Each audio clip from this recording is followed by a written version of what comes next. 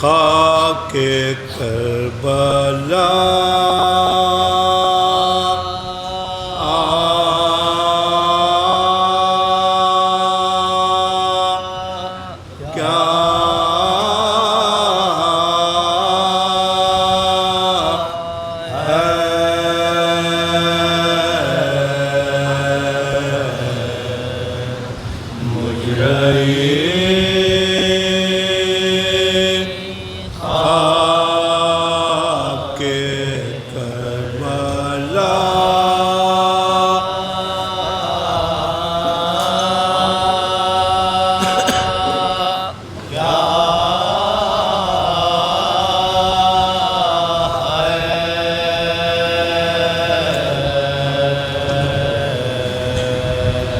سامنے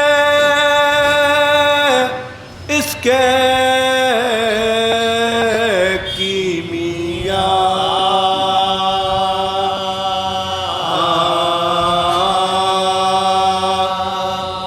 کیا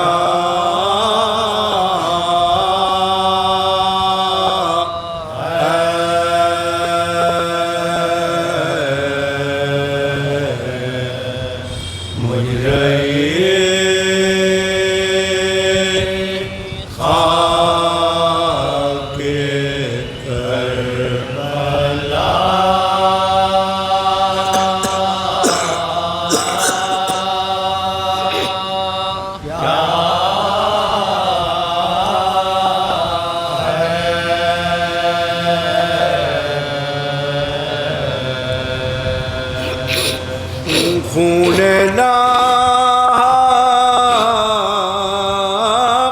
کا فیض ہے ورنہ سرخی لالا ہلا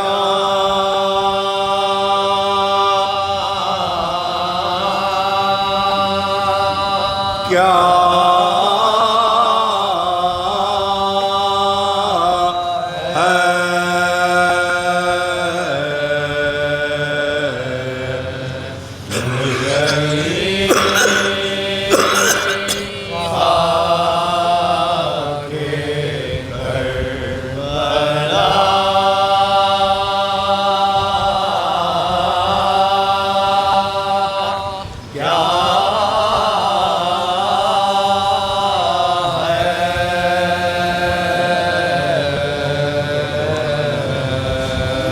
اسی کھلے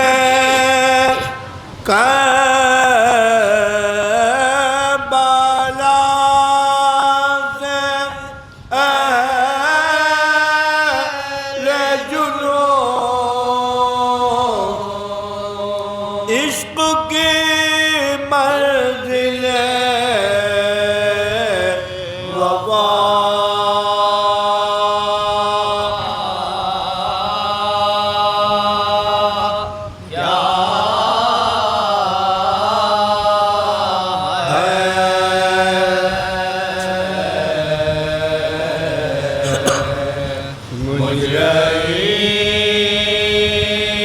اپنا درمان ہے خاک کربلا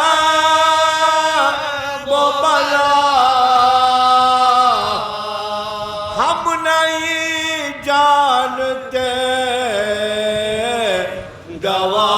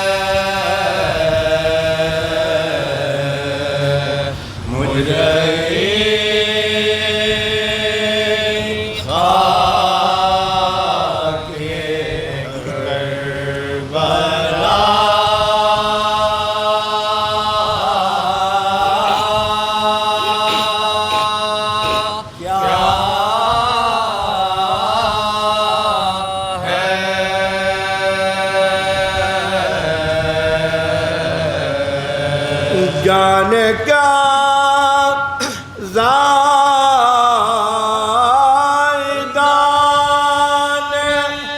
تاگ نظر لذت گریہ بکا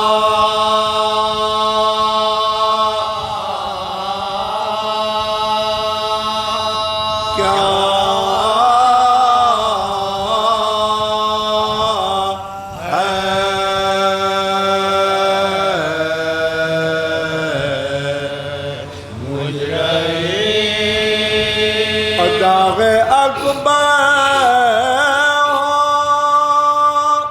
ابتدا جس کے اس مصیبت کی انتہا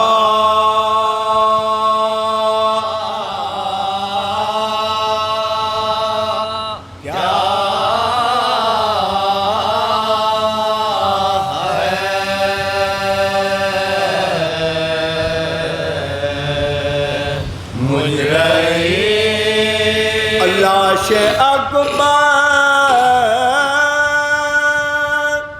اٹھا رہے ہیں حسین، ایک قیامت ہے واقعہ،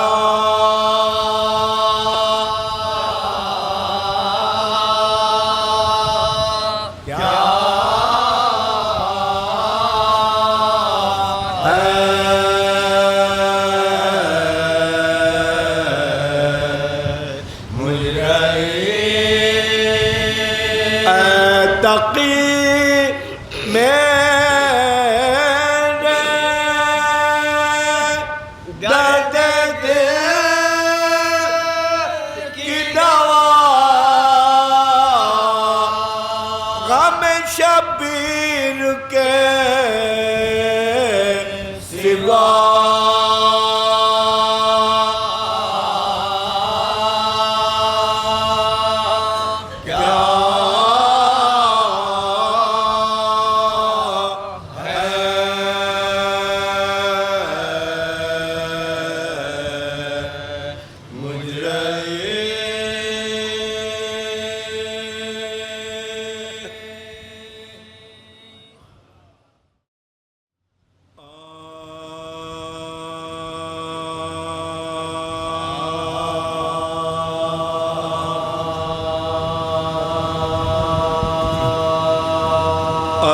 عزیز و شام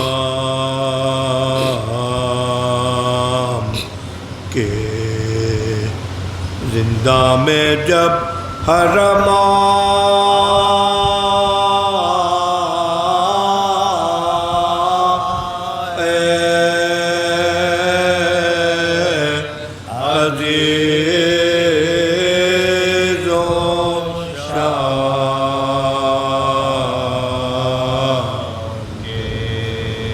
زندہ میں جب حرم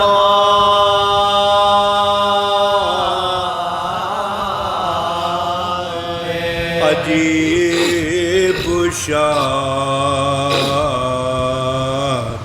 سے وہ کشتا ہے ستم،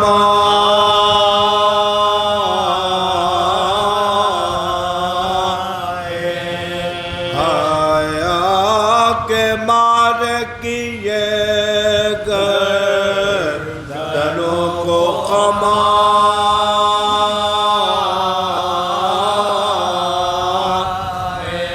قدم قدم پار اٹھاتے غم و علم،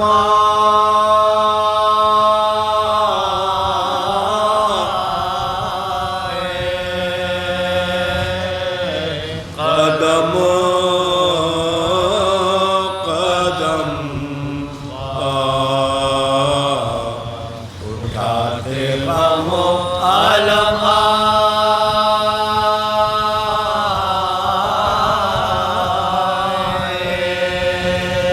بلا کا شعلے مکارین کو وہ پایا تھا بجز فلک نمایا شجر کا سایہ تھا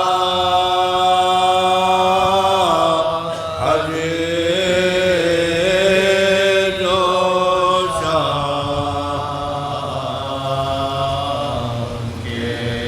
وہ قید خانہ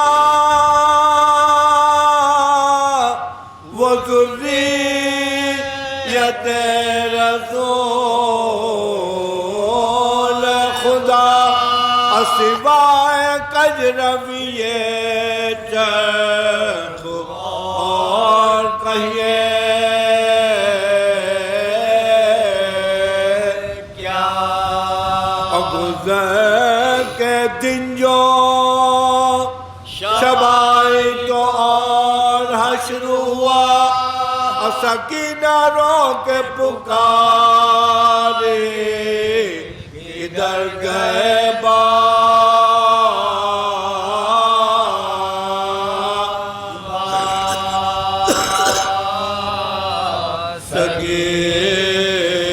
سکینہ رو کے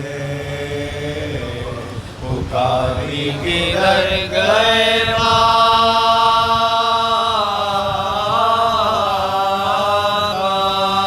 اندھیرے گھر میں میری جان نکلی جاتی ہے اور نیند آتی ہے مجھ کو نہ موت آتے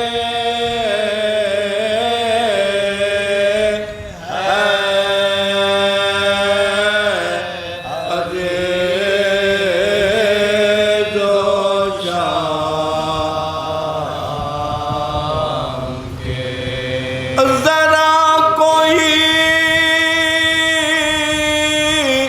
میرے بابا سے کہہ دے جا کر سکینہ مرتی ہے ذرا تو کچھ نہیں ہے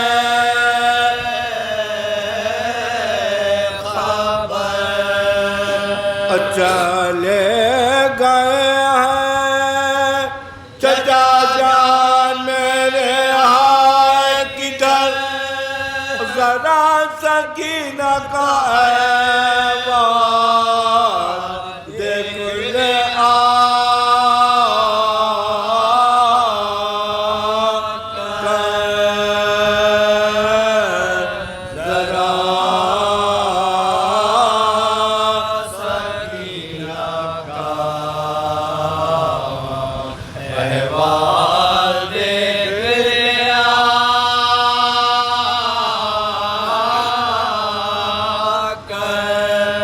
پڑی ہوں خاک پا تکیا ہے نہ بستر ہے لہو سے کانوں کے گھرتا بھی میرا ستر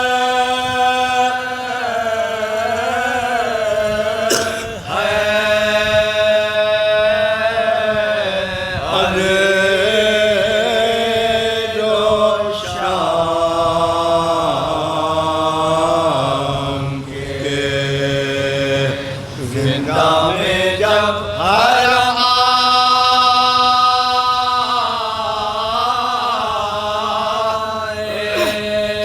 بنائے لے کے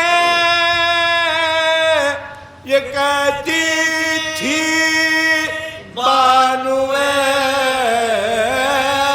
پرغم ہماری گود میں آؤ سنائے تم کو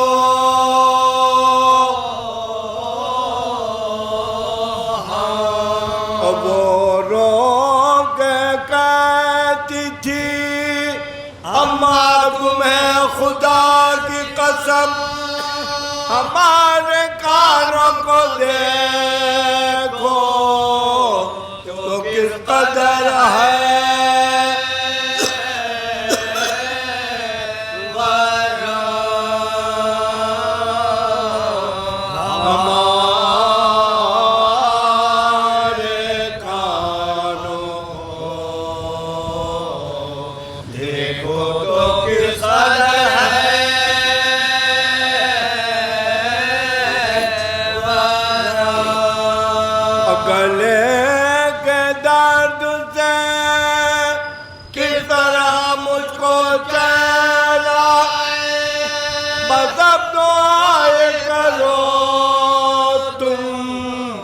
سکینہ مجا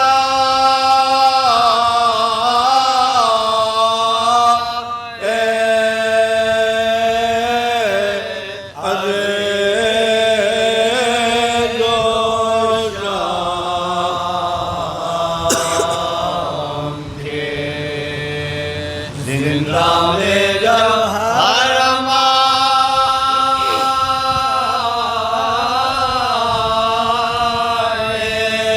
یہاں تو خانہ زندہ میں تھا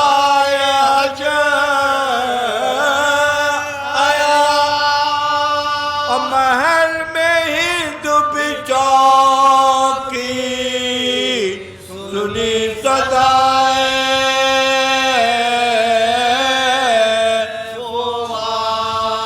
خواص خاص سے اس نے کیا یہ روگ بیان کسی سے پوچھو تو یہ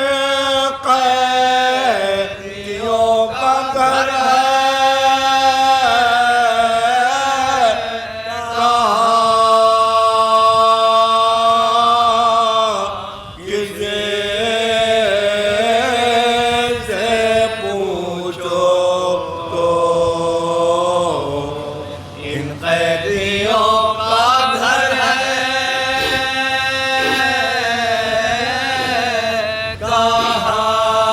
افغان ان کی کلیجے کے ٹکڑے ہو گئے یہ کون مر گیا کس کو یہ لوگ روتے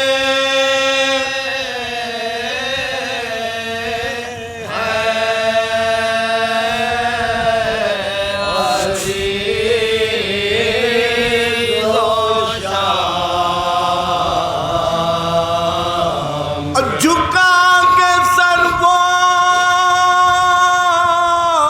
پکاری سنی کا جو خبر میں کس زبان سے کروں عرض کانپتا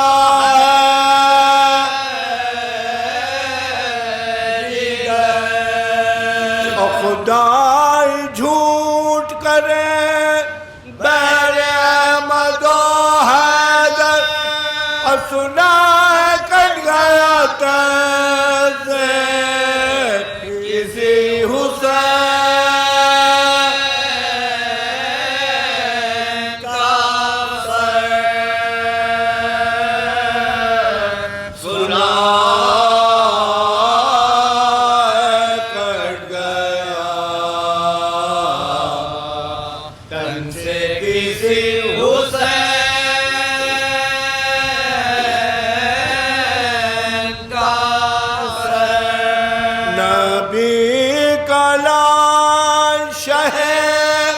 مشرقین خیر سے ہو خدا کرے میرا آقا حسین خیر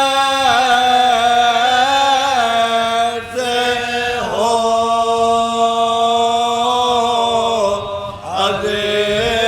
عزیز و شان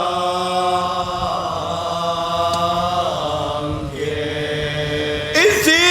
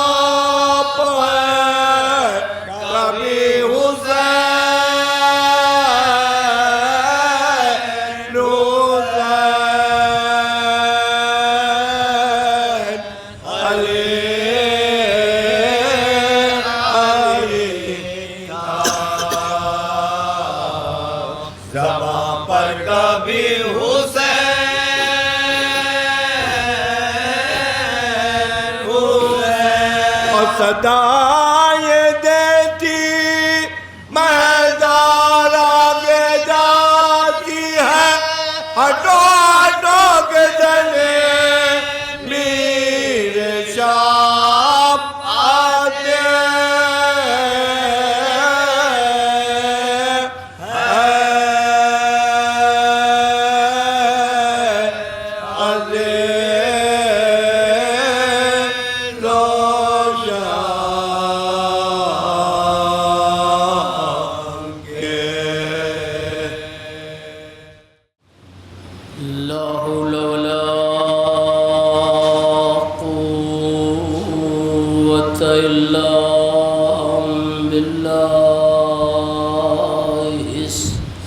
السميع العليم أعوذ بالله من الشيطان اللعين الرجيم بسم الله الرحمن الرحيم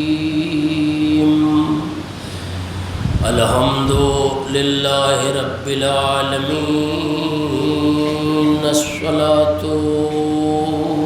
والسلام على أشرف الأنبياء والمرسلين سيدنا ومولانا شفيع ذنوبنا أبي القاسم محمد وآلہ الطیبین الطاہرین المعصومین الذین اذهب اللہ عنہم الرجس وطہرہم تطہیرا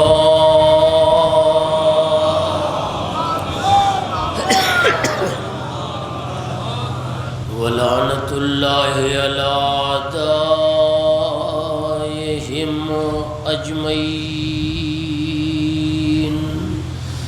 من یومنا ھذا الی قیام یوم الدین اما بعد فقد قال امیر المؤمنین علیہ السلام بسم اللہ الرحمن الرحیم العلم علمان علم مطبوع علم مسموع صلوات پڑھ دے محمد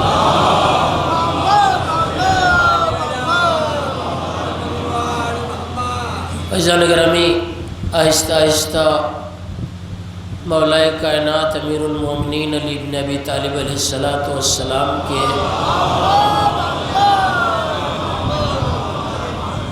اسی فقرے کے اوپر یہ سلسلہ گفتگو اپنے نصف مرحلے سے آگے بڑھ گیا اور اگر آج کی گفتگو کو شامل کر لیا جائے تو تقریباً 70% منزلیں طے ہو چکی ہیں اور کچھ باتیں رہ گئی ہیں جسے اپنے سننے والوں کے حوالے ان 3 اور 4 بچی ہوئی مجلسوں میں پہنچانا چاہتا ہوں۔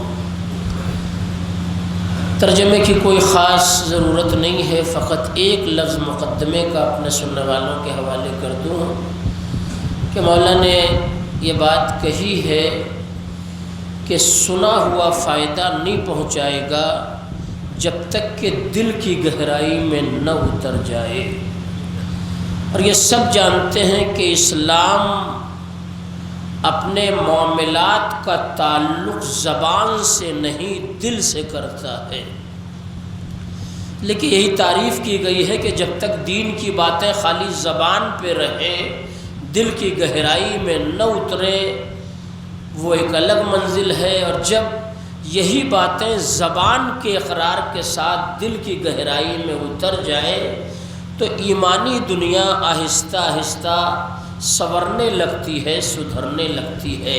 ایک صلوات پڑھ دیں محمد اور آل محمد۔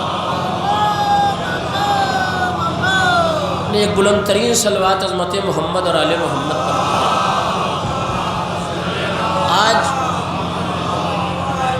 اس فقرے کے تناظر میں مولا کا ایک قول اور اپنے سننے والوں کے حوالے کر دوں، اس لیے کہ اگر دور حاضر کی ذاکری میں 10 دنوں میں مولا کے 10، 12، 15، 20 قول سننے والوں تک پہنچا دیے جائیں تو یہ ہمارا واجبی فریضہ ہے جسے ہم پورا کر رہے ہیں۔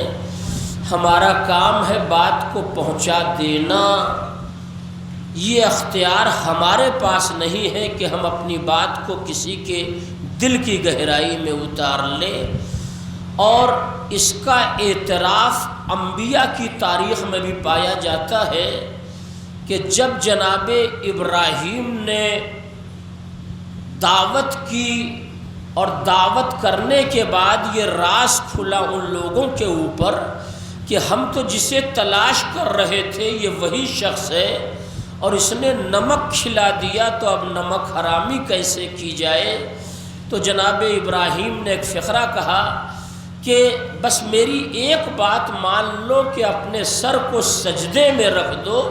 تو انہوں نے کہا کہ ٹھیک ہے، سر کو سجدے میں رکھنے میں کیا جاتا ہے، اور جیسے ہی انہوں نے سر کو سجدے میں رکھا ابراہیم نے دعا کے لیے ہاتھ اٹھا دیا، میرے مالک سر کا جھکانا میرا کام تھا، دل کا جھکانا تیرا کام۔ آج کی گفتگو کا آغاز یہیں سے کر رہا ہوں، اپنی بات یہیں سے شروع کر رہا ہوں کہ اسی کتاب نہج البلاغہ میں انشاءاللہ بچی ہوئی 3 مجلسوں میں 4 مجلسوں میں کسی دن تھوڑی سی گفتگو اپنے نوجوانوں کے حوالے نہج البلاغہ پر بھی کرنی ہے کہ مولا نے فرمایا کہ قیمت کل امرئ ما احسنا، دنیا کا کوئی انسان بے قیمت نہیں ہے۔ نہیں توجہ دیا، مولا فرماتے ہیں دنیا کا کوئی انسان بے قیمت نہیں ہے۔ اب اگر مجھے عالم اسلام کو سمجھانا ہو، میں اپنے مجمع کی بات نہیں کر رہا ہوں، تو میں ایک دلیل بھی آپ کے حوالے کر دوں کہ دنیا کا کوئی انسان بے قیمت نہیں ہے۔ اس دور کی حکومت جس بہلول کو دیوانہ سمجھ رہی تھی اس کی کتنی قیمت تھی یہ اہل بیت سے پوچھئے۔ ایک صلوات پڑھ دے محمد اور آل محمد۔ پوری حکومت، پورا علاقہ، پورا اسلامی کلچر اس دور کا جس بہلول کو دیوانہ سمجھ رہا تھا۔ اب اس لفظ کا ترجمہ کرنا بہت مناسب نہیں ہے، میں نے ایک لفظ آپ کے حوالے کر دی۔ ان کی زندگی کے واقعات میں ایک واقعہ یہ بھی ملتا ہے کہ غریب کرائے کے مکان میں رہتے تھے، اور ہر پہلی تاریخ کو مالک مکان کرایہ لینے کے لیے حاضر ہو جاتا تھا۔ تو جب ایک دن مالک مکان کرایہ لینے کے لیے آیا، دیکھیے جسے دنیا دیوانہ کہہ رہی ہے وہ کتنا بڑا دانا، توجہ دیا، کتنا بڑا واقعی ذہین انسان جسے دنیا دیوانہ کہہ رہی ہے، بہت توجہ چاہتا ہوں۔ تو جب مالک مکان کرایہ لینے کے لیے آیا تو جناب بہلول نے کرایہ دیا اور اس کے ہاں ایک اپلیکیشن ڈال دی، کہنے لگے جب ہوا چلتی ہے تو یہ مکان ہلتا، یعنی اس کی بنیادیں کچھ ایسی ہو گئی ہے کہ جب ہوا تیز چلتی ہے تو بڑا خوف معلوم ہوتا ہے کہ کہیں ایسا نہ ہو کہ یہ مکان بیٹھ جائے۔ تو مالک مکان بھی واقعی مالک مکان تھا، مالک مکان بھی واقعی مالک مکان تھا۔ اس نے کہا بہلول تم تو پوری حکومت کی ناک میں دم کیے ہو، تم تو پورا نظام ہی ملک کا اپنے الگ زاویے سے پیش کر رہے ہو، یہ مکان ہل نہیں رہا ہے۔ کہا پھر کیا کر رہا ہے؟ کہا تم نے قرآن نہیں پڑھا؟ کا وہ کیا کہ یسبح للہ ما فی السماوات و ما فی الارض. یہ تو قرآن کہہ رہا ہے کہ زمین اور آسمان کے مابین یعنی درمیان میں جتنی چیزیں ہیں سب اپنے خدا کی تسبیح کر رہی ہے. تو یہ مکان ہل نہیں رہا. غور فرمائیے گا, یہ مکان ہل نہیں رہا ہے, یہ خدا کی تسبیح کر رہا ہے. تو وہ آل محمد کا دانا تھا, دنیا کی نظروں میں دیوانہ تھا. ایک بار مالک مکان کا ہاتھ پکڑا, کہا ایسا کرو کہ مکان سے باہر چلو. اس نے پوچھا کیوں مکان کے باہر چلے؟ کہنے لگے اگر یہ تسبیح کے بعد سجدہ شکر میں آ گیا, ایک صلوات پڑھ دے محمد اور آل محمد. ذرا بلند ترین صلوات عظمت محمد اور آل محمد. آپ اسے پہچانیے. کیا کہا بہلول نے کہ اگر یہ تسبیح سے فارغ ہو کر سجدہ شکر میں آ گیا تو پھر ہم دونوں قبول ہو جائیں گے.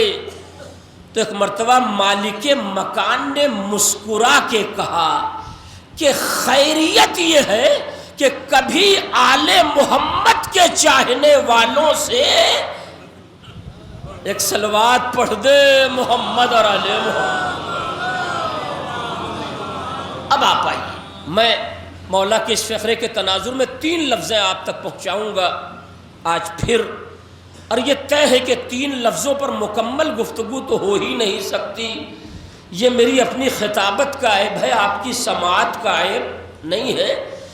اور میں اپنے اعتبار سے الگ مزاج کا خطیب ہوں.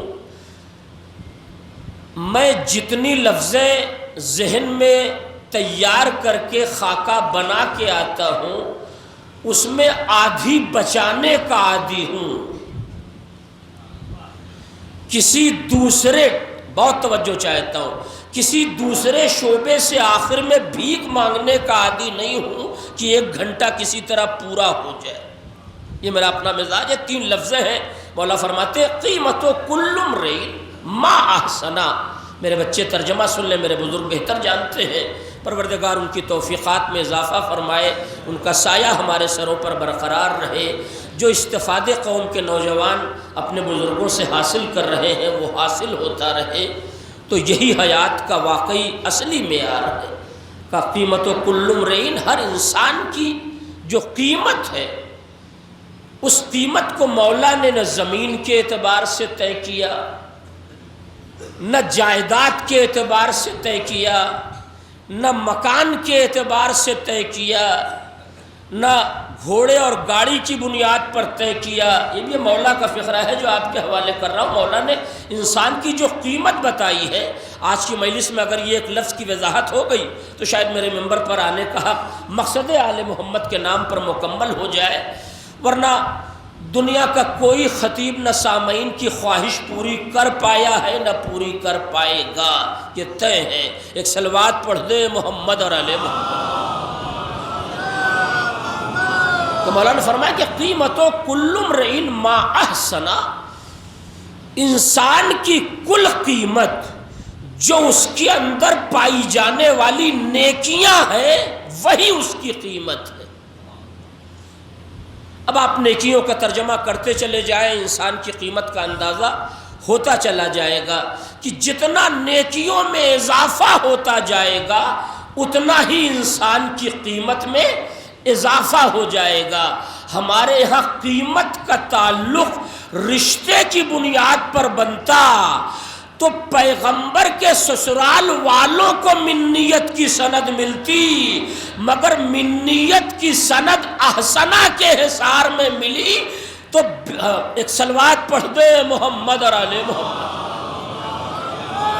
تو سلمان کو ملی, عرب والوں کو نہیں ملی. اس کے معنی کیا ہے؟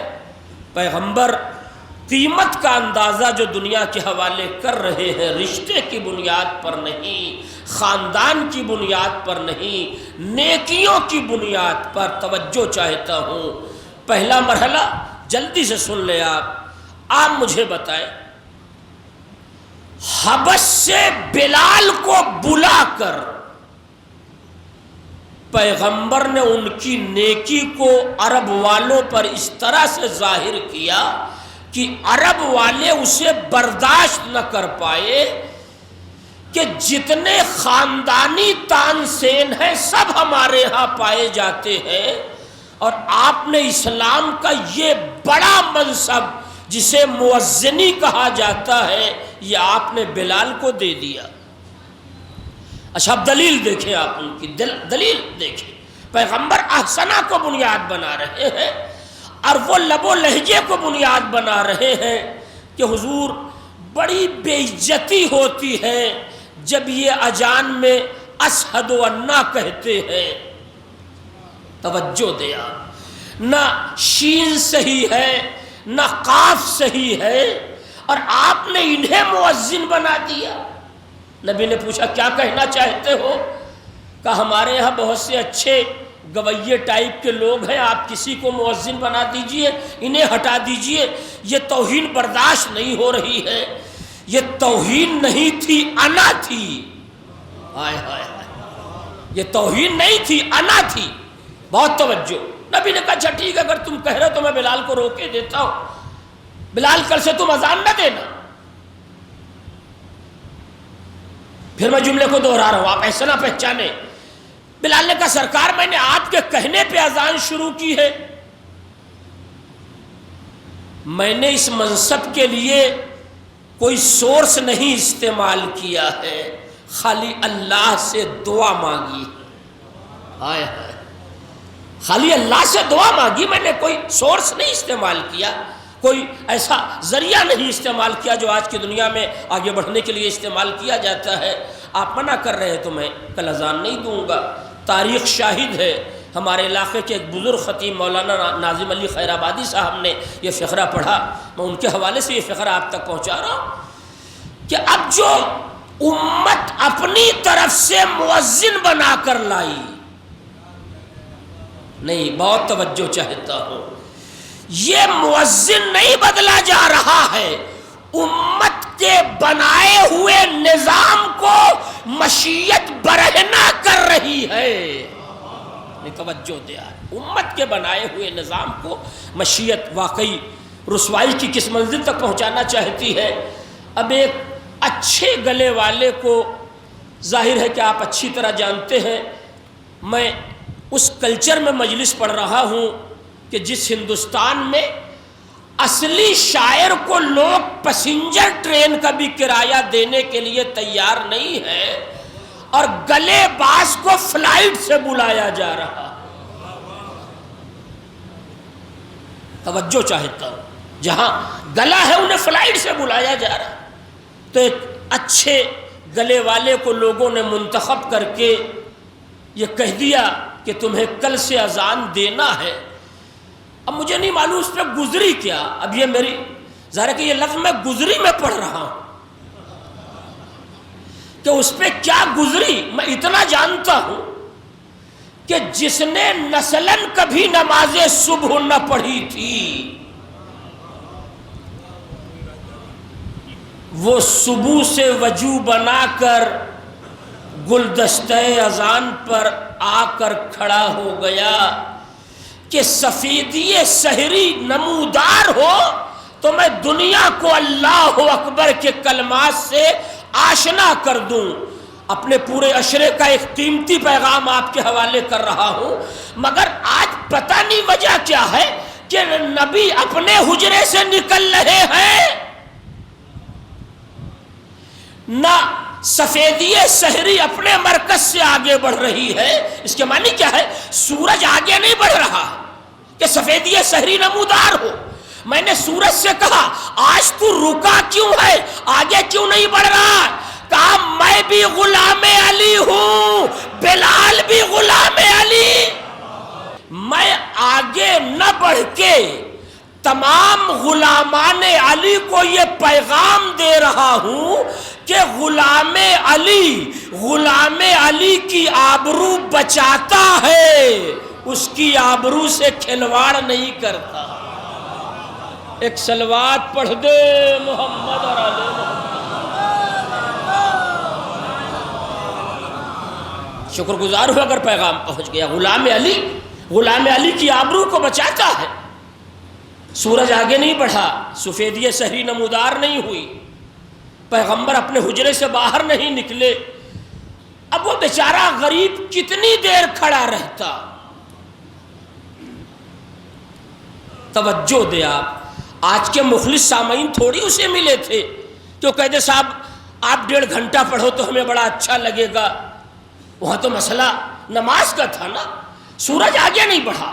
مجھے نہیں معلوم کہ تاریخ نے فیصلہ کیا سنایا، مگر اتنا تو واضح ہو گیا کہ سورج نے آگے نہ بڑھ کر اس نئے مؤذن کی اذان ہونے نہ دی۔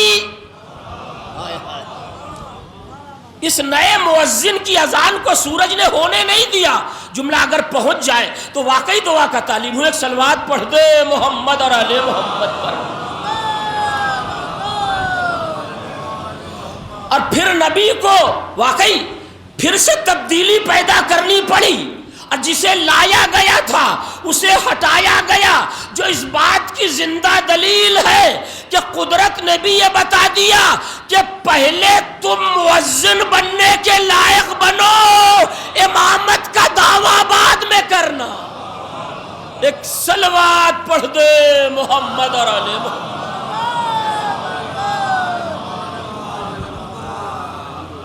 اور یہی وجہ ہمارے یہاں عزاداری کی تاریخ سے متعلق جو معصومین کے فقرے ہیں، اب ظاہر ہے کہ عزاداری سے متعلق معصومین کے فقرے ہیں تو یہ فقرے بات کے ائمہ کے ہیں کہ مجلس میں آنے والے کسی کو حقیر نہ سمجھنا، تمہیں کیا معلوم پیش زہرا کون کتنی عزت کا حامل۔ توجہ دیا، آنے والے کسی شخص کو عزاداری میں فرشادہ پر حقیر نہیں سمجھنا چاہیے۔ آنے والا کتنا شہزادی سے قریب ہے، کتنا حسین مظلوم سے قریب ہے، یہ کوئی نہیں جانتا۔ جس کا ذکر ہے وہ جانتا ہے یا اس کا خدا جانتا ہے۔ صلوات پڑھ دے محمد اور آل محمد۔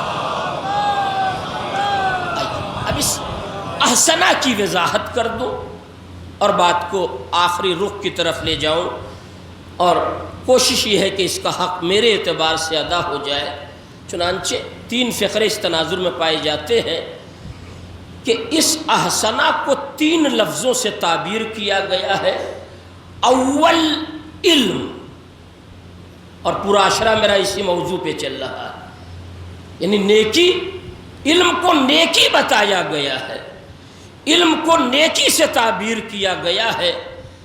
ذرا کہ جتنا علم بڑھتا جائے گا نیکیوں میں اتنا ہی اضافہ ہوتا جائے گا، اور یہ تو آپ اچھی طرح جانتے ہیں کہ جب علم کمال پر پہنچے گا اور دشمن اسے برا کہے گا تو علم انکساری کے دروازے کو کھول کر سوال کرنا شروع کرے گا۔ مکان نہیں ہے تو مکان دے دوں، سواری نہیں ہے تو سواری فراہم کر دوں، بھوکا ہے تو کھانا کھلا دوں۔ یہ احسنہ ہے جو وجود پا رہا۔ توجہ دیا تو پہلا مرحلہ احسنہ کی جو لسٹ ہمارے حوالے کی گئی، اور یہ روایت کے تناظر میں آپ کے حوالے کر رہا ہوں، اپنی طرف سے نہیں۔ پہلا مرحلہ علم، خالی ایک مرحلے پہ رکنا ہے مجھے، میں وہاں جلدی سے آنا چاہتا ہوں۔ دوسرا مرحلہ ہے حلم، ٹھیک ہے نا؟ اچھا، جو مجمع ماشاءاللہ برابر حلیم کھاتا ہوگا اسے حلم سمجھ میں آسانی سے آ جائے گا۔ حلم کہتے ہیں قوت برداشت کو، بہت توجہ چاہتا ہوں، اور ہمارے اندر وہی نہیں پائی جاتی۔ جس دن قوت برداشت واقعی اپنے کمال پر آ جائے، سماج یوں ہی امن و امان کا گہوارہ بن جائے گا۔ کیوں؟ مولا کا فقرہ، اگر معاشرے میں جاہل خاموش رہے تو فساد نہ برپا۔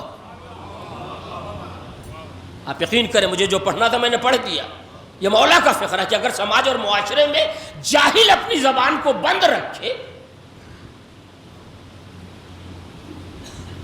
تو خلفشار نہ پیدا ہو، بدامنی نہ پیدا ہو، توجہ چاہتا ہوں۔